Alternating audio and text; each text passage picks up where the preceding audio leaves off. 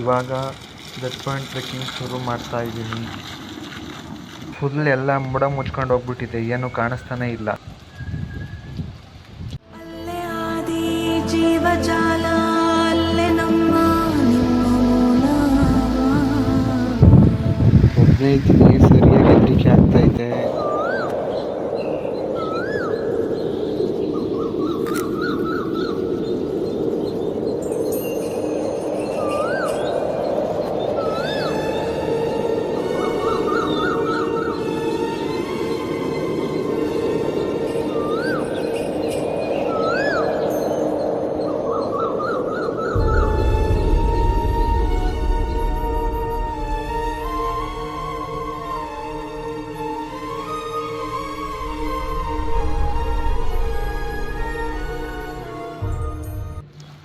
Hi ಎಲ್ಲರಿಗೂ, welcome to Kemmangundi.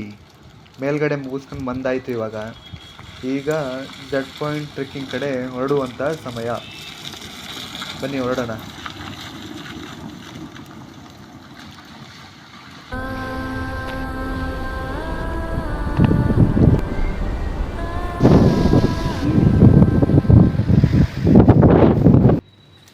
ಈಗ time ಆಗಿದೆ 3 ಗಂಟೆ. ಇದೇ ಎಂಟ್ರೆನ್ಸ್ ಗೇಟು, ಇಲ್ಲಿಂದನೇ ಟ್ರೆಕ್ಕಿಂಗಿಗೆ ಹೋಗೋದು. ಬನ್ನಿ ಇವಾಗ ಶುರು ಮಾಡುವ ಟ್ರೆಕ್ಕಿಂಗು. ನೋಡಿದ್ರೆ ಜನ ಅಂತೂ ಯಾರೂ ಕಾಣಿಸ್ತಾ ಇಲ್ಲ. ನೋಡೋಣ ಮುಂದೆ ಯಾರಾದರೂ ಸಿಗ್ತಾರೇನೋ ಅಂತ.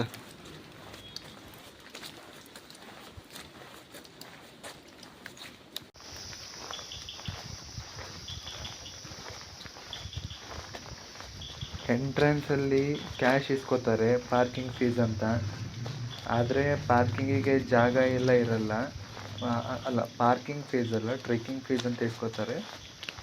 ಪಾರ್ಕಿಂಗ್ ಮಾಡಬೇಕಂದ್ರೆ ರೋಡ್ ಸೈಡಲ್ಲೇ ಮಾಡ್ಬೋದು. ರೋಡ್ ಸೈಡಲ್ಲಿ ತುಂಬ ಬೇಕಾದಷ್ಟು ಜಾಗ ಇದೆ. ಬಟ್ ಅದು ನಮ್ಮ ರೆಸ್ಪಾನ್ಸಿಬಿಲಿಟಿ ಮೇಲೆ ಪಾರ್ಕಿಂಗ್ ಮಾಡಬೇಕು ಅಷ್ಟೇ.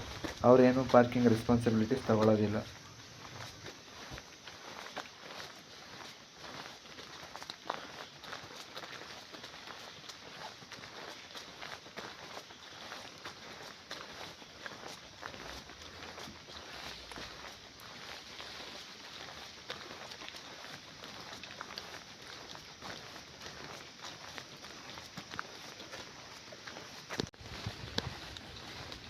ನೋಡಿ, ನಮ್ಮ ಕಾಡಿನ ಮ್ಯೂಸಿಷಿಯನ್ಸು ಒಳ್ಳೆ ಸೌಂಡ್ ಮಾಡಿದ್ರೆ ಬ್ಯಾಕ್ಗ್ರೌಂಡಲ್ಲಿ ಕೇಳಿಸ್ತಿದೆ ಅನ್ಕೋತೀನಿ. ಕೇಳಿಸ್ತಾ ಇದೆ ಅಲ್ವಾ?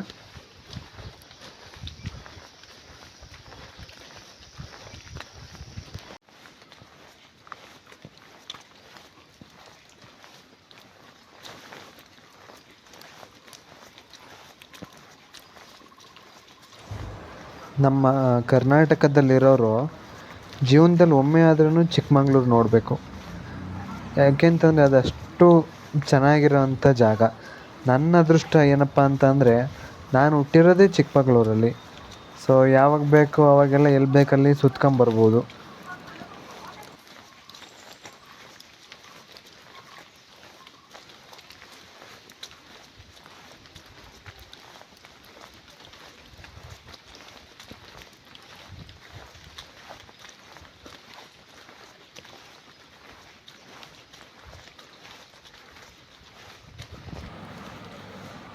ಅಲ್ಲಿ ಮುಂದೆ ಕಪ್ಪು ಯಾರೋ ನಿಂತಿರೋ ಥರ ಕಾಣಿಸ್ತಿದೆ ಅಲ್ವಾ?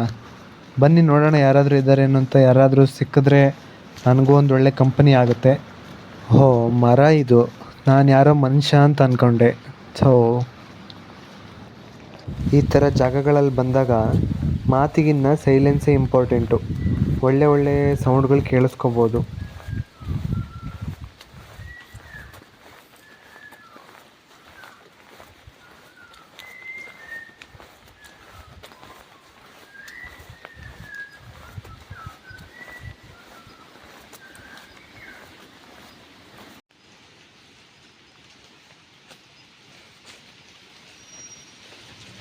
ಮಳೆ ಬರೋದಕ್ಕೆ ಶುರು ಆಯಿತು.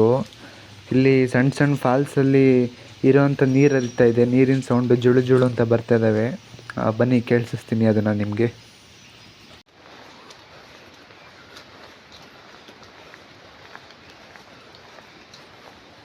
ಕೇಳಿಸ್ತಾ ಇದೆ ಅಲ್ಲ? ಹೀಗೆ ಇವಾಗ ಮಳೆಗಾಲ ಶುರುವಾಯಿತು ಅಂದರೆ ಒಂದು 3-4 ಸಿಗ್ತಾ ಹೋಗ್ತಾವಂತೆ. ನಾನಿದು ಫಸ್ಟ್ ಟೈಮ್ ಹೋಗ್ತಿರೋದು, ಮುಂದೆ ಹೋಗ್ತಾ ನೋಡೋಣ ಇನ್ನೂ ಎಷ್ಟು ಹಳ್ಳಗಳು ಸಿಗ್ತವೆ ಅಂತ.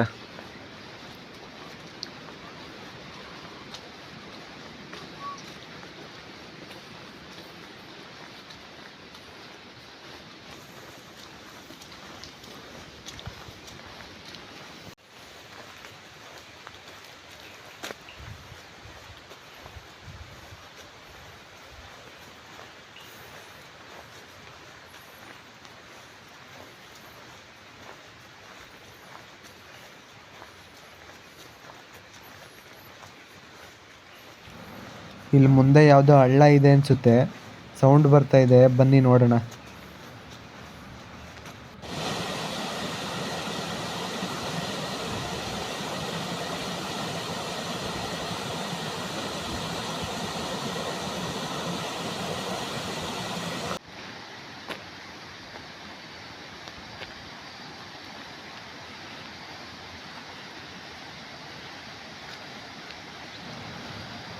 ಆಲ್ಮೋಸ್ಟ್ 1 ಕಿಲೋಮೀಟ್ರ್ ಮೇಲೆ ಬಂದಾಯಿತು ನಾನು.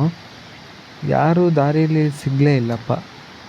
ಮೋಸ್ಟ್ಲಿ ಯಾರೂ ಬಂದಿಲ್ಲ ಅಂತಲೋ ಏನೋ ಗೊತ್ತಾಗ್ತಾ ಇಲ್ಲ.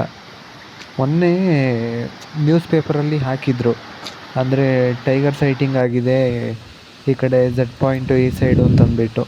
ಮೋಸ್ಟ್ಲಿ ಅದೇ ರೀಸನ್ಗೆ ಏನಾದರೂ ಬಂದಿಲ್ವೋ ಏನೋ ಗೊತ್ತಿಲ್ಲ. ಯಾರೂ ಇಲ್ಲಿ ತನಕ ಅಂತೂ ನನಗೆ ಸಿಕ್ಕಿಲ್ಲ. ನೋಡೋಣ ಮುಂದೆ ಏನಾದರೂ ಸಿಗ್ತಾರಾ ಹೇಗೆ ಅಂತ. ಇವಾಗ ನನ್ನ ಪರಿಸ್ಥಿತಿ ಹೆಂಗಾಗಿದೆ ಅಂದರೆ, ಖಾಲಿ ಕಾಡಲ್ಲಿ ನಾನೇ ರಾಜ ಅಂತ ಅನ್ನಂಗೆ ಆಗೈತೆ. ಇವಾಗ ಬರೋದೆಂಗೋ ಬಂದುಬಿಟ್ಟಿದ್ದೀನಿ, ಹೋಗಂಗೂ ಇಲ್ಲ ಬಿಡಂಗೂ ಇಲ್ಲ, ಮುಂದೇನೂ ಹೋಗಂಗಿಲ್ಲ ಹಿಂದೇನೂ ಬರೋಂಗಿಲ್ಲ. ಆ ಥರ ಸಿಚುವೇಷನಲ್ಲಿ ಸಿಗಾಕೊಂಡಿದ್ದೀನಿ ನಾನು ಇವಾಗ. ದೇವರೇ ಕಾಪಾಡಪ್ಪ, ನಮ್ಮ ಅಪ್ಪಂಗೆ ಬೇರೆ ಒಬ್ಬನೇ ಮಗ ನಾನು, ಹುಷಾರಾಗಿ ಮನೆ ತನಕ ಹೋಗಂಗೆ ಮಾಡಪ್ಪ ದೇವರೇ.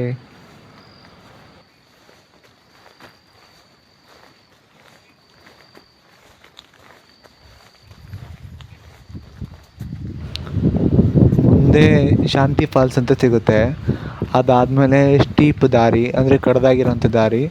ಅದಾದಮೇಲೆ ನಮಗೆ ಪೀಕ್ ಸಿಗುತ್ತೆ, ಅಂದರೆ ಝಡ್ ಪಾಯಿಂಟ್ ಪೀಕು. ಇದಿಷ್ಟು ನಮಗೆ ಇರೋಂಥ ಚೆಕ್ ಪಾಯಿಂಟ್ಸ್ ಇವಾಗ.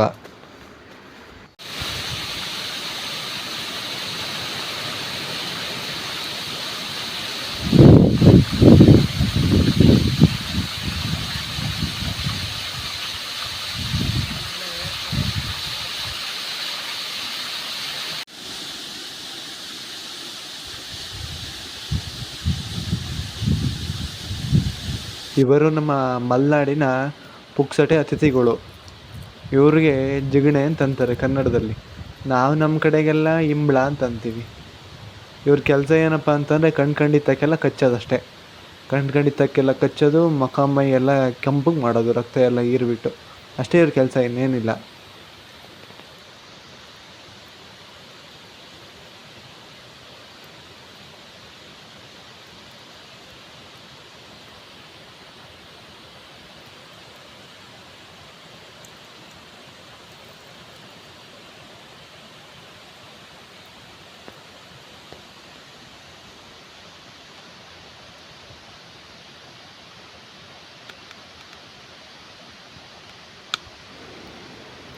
ಇವು ಕಚ್ಚೋದ್ರಿಂದ ಬಾಡಿಗೆ ತುಂಬ ಒಳ್ಳೆಯದು. ಅಂದರೆ ಬಾಡಿಲಿರೋಂಥ ಕೆಟ್ಟ ಬ್ಲಡ್ನೆಲ್ಲ ಹೀರ್ಕೊಂಬಿಡುತ್ತೆ. ಆದರೆ ಏನಪ್ಪ ಅಂತಂದರೆ ನಾವು ನಮ್ಮ ಸೇಫ್ಟಿಲಿರೋಂಥದ್ದು ಬೆಟರು. ಬರುವಾಗ ಒಳ್ಳೊಳ್ಳೆ ಈ ಥರ ಟ್ರೆಕ್ಕಿಂಗೆಲ್ಲ ಮಳೆಗಾಲದಲ್ಲಿ ಬರುವಾಗ ತುಂಬ ಮೈಕೈ ಕವರ್ ಆಗೋ ಥರ ಕ್ಲಾತಿಂಗ್ ಹಾಕೊಂಬಂದ್ರೆ ಬೆಟರು. ಯಾಕೆಂತಂದರೆ ಎಕ್ಸಸ್ ಆಗಿ ಬ್ಲಡ್ ಲಾಸ್ ಆಗಿಬಿಡುತ್ತೆ ಆಮೇಲೆ ಜಾಸ್ತಿ ಕಚ್ಚಿದ್ವು ಅಂತ ಅಂದರೆ. ಅದೊಂದೇ ಮೇಯ್ನ್ ಪ್ರಾಬ್ಲಮ್ಮು. ನೆಂಟರು ಮಾತಾಡ್ಸಾಯಿತು, ಬನ್ನಿ ಇವಾಗ ಮುಂದುವರಿಯೋಣ. 5 ಗಂಟೆ ಒಳಗಡೆ ವಾಪಸ್ ಬರಬೇಕು ಮತ್ತೆ.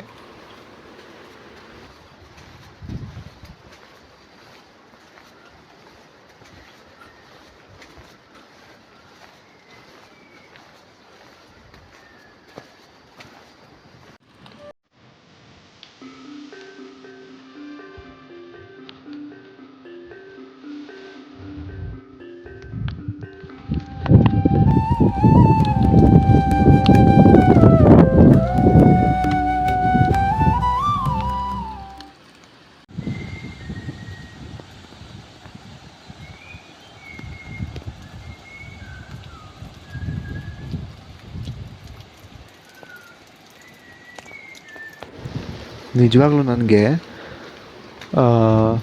ಜೀವನದಲ್ಲಿ ಮರೆಯೋಕ್ಕಾಗ್ದಿರೋಂಥ ಒಂದು ಒನ್ ಆಫ್ ದ ಒಳ್ಳೆ ಎಕ್ಸ್ಪೀರಿಯನ್ಸ್ ಆಗ್ತಾಯಿದೆ ಇದು.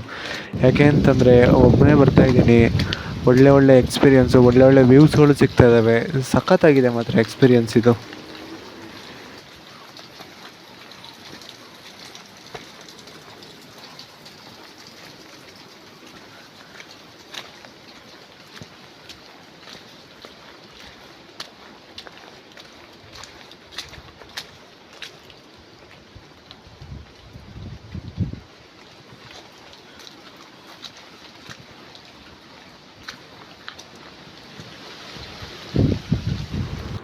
ಆಲ್ಮೋಸ್ಟ್ 2.5 ಕಿಲೋಮೀಟ್ರ್ ನಡ್ಕೊಂಬಂದೆ. ಯಾರೂ ಇಲ್ಲ, ಜನನೂ ಯಾರೂ ಇಲ್ಲ. ನೋಡಿ ಮುಂದ್ಗಡೆ ಇರೋದು ಏನೂ ಕಾಣಿಸ್ತಿಲ್ಲ. ಮುಂದೆ ಹೋಗೋದು ಹಿಂದೆ ಬಿಡೋದು, ಏನು ಮಾಡೋದು ಅಂತ ಯೋಚನೆ ಆಗೈತೆ ಇವಾಗ ನನಗೆ. ಅದೇನೇ ಆಗಲಿ, ಆಗಿದ್ದಾಗಲಿ ಹೋಗ್ಬಿಡ್ತೀನಿ ಮುಂದೆ. ನಾನು ಆಗಿದ್ದು ನೋಡ್ಕೊಳ್ಳೋಣ ಮುಂದೆ ಏನಾಗುತ್ತೆ ಅಂತ.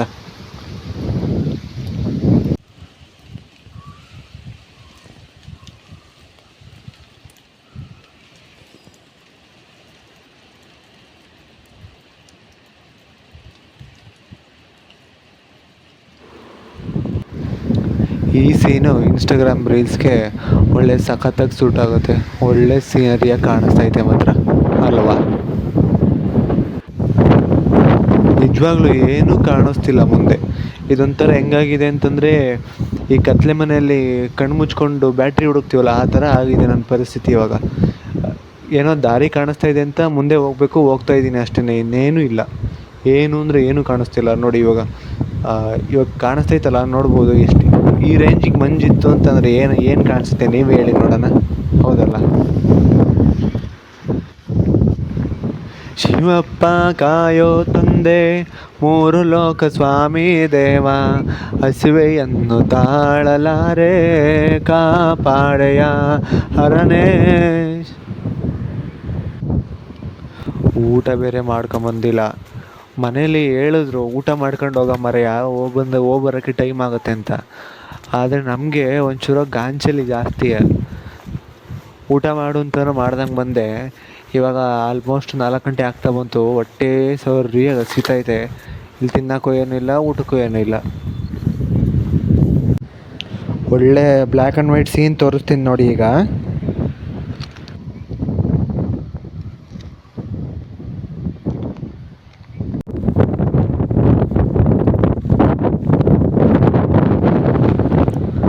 ಆಲ್ಮೋಸ್ಟ್ ಹತ್ತೋದಕ್ಕೆ ಬಂದಾಯಿತು. ಸದ್ಯ ಈ ಗಾಳಿ ನನ್ನನ್ನು ಒತ್ಕೊಂಡು ಹೋಗದೆ ಇದ್ರೆ ಸಾಕಾಯ್ತ ಮರೆ. ನಾನಂತೂ ಮುಂದ್ಗಡಿಕೆ ಮಂಕಂಡು ನಡ್ಕೊಂಡು ಹೋಗೋದೊಂದು ಬಾಕಿ ಐತೆ, ಅಷ್ಟು ಬಗ್ಕೊಂಡು ಹೋಗ್ತಾಯಿದ್ದೀನಿ. ಆದರೂ ಬಿಡೋಂಗಿಲ್ಲ, ಇದು ಹಿಂದಕ್ಕೆ ತಳ್ತಾನೇ ಐತಿ ನನ್ನನ್ನಂತೂ. ತೆಳ್ಳಗಿರೋರೆಲ್ಲರೂ ಬಂದರೆ ಫ್ರೀ ಪ್ಯಾರಾಗ್ಲೈಡಿಂಗು. ಇಲ್ಲಿ ಎತ್ಕೊಂಡು ಹೋಗ್ಬಿಟ್ಟು ಲಿಂಗದಲ್ಲಿ ಲ್ಯಾಂಡ್ ಮಾಡಿಸುತ್ತೆ ಅವರನ್ನೆಲ್ಲ.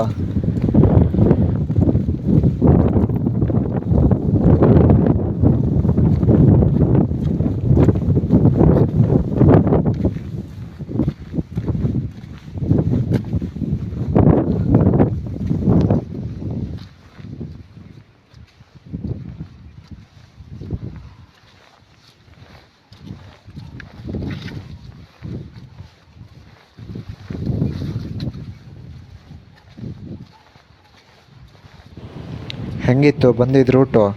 ಮಸ್ತಾಗಿತ್ತು ಅಲ್ಲ? ಯಾರಿಗೂ ಈ ಥರ ಎಕ್ಸ್ಪೀರಿಯೆನ್ಸ್ ಆಗೇ ಇರಲ್ಲ. ಒಬ್ಬರೇ ಬರೋದು, ಅದರಲ್ಲೂ ಯಾರೂ ಇರಲ್ಲ. ಈ ಥರ ಮೋಡ ಬೇರೆ, ಮಳೆ ಅಲ್ಲ, ಮಂಜು ಮಳೆ ಎಲ್ಲ ಒಳ್ಳೆ ಭರ್ಜರಿ ಎಕ್ಸ್ಪೀರಿಯೆನ್ಸ್ ಮಾತ್ರ ನನಗಿವದು.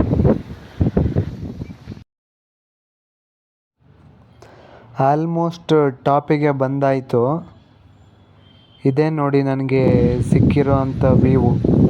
ಈ ವ್ಯೂಗಿನ ನಾನು ಬರೋ ದಾರಿನೇ ಅಷ್ಟು ಮಸ್ತಾಗಿತ್ತು. ಬಂದಿದ್ದಕ್ಕೂ ವರ್ತಿ ಅಂತ ಅನ್ನಿಸ್ತು ಬಿಡಿ. ನಾನು ಏನೋ ಅಂದ್ಕೊಂಡಿದ್ದೆ, ಒಬ್ಬನೇ ಬಂದ್ರೂ ರಿಸ್ಕ್ ತೊಗೊಂಡು ಬಂದಿದ್ದಕ್ಕೂ ಯಾವುದೇ ಥರದ ಪ್ರಾಬ್ಲಮ್ ಇಲ್ಲ. ಇವಾಗ ಟೈಮ್ ಆಯಿತು, ನಾನು ವಾಪಸ್ ಹೋಗೋವಂಥ ಸಮಯ. ಮತ್ತು ನೆಕ್ಸ್ಟ್ ಇವಾಗ ವೀಡಿಯೋ ಎಲ್ಲ ಮಾಡೋದಕ್ಕೆ ಆಗೋದಿಲ್ಲ. ಸೊ ನಿಮಗೆ ನೆಕ್ಸ್ಟ್ ವೀಡಿಯೋದಲ್ಲಿ ಸಿಗೋಣ. ಬಾಯ್ ಬಾಯ್.